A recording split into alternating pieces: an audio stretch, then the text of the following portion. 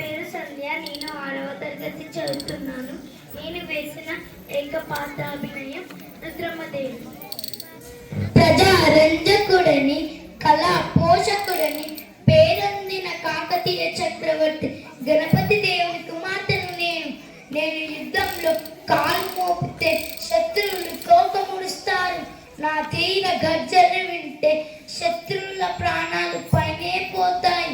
నేను రణరంగంలో వీర విహారం చేస్తుంటే ముందు చూసే రుద్రమ్మ, వెనుక చూసే రుద్రమ్మ, పక్క చూసే రుద్రమ్మ, ఎటు చూసిన రుద్రమ్మ శత్రువులు పరుగులు తీస్తారు. తెలంగాణ చరిత్రలో మా కాకతీయులకు విశిష్ట స్థానం ఉంది.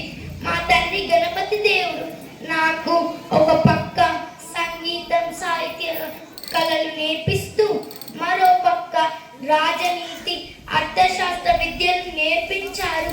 మా తండ్రితో పాటు శత్రువుని ఓడిస్తూ ముందుకు పోతుంటే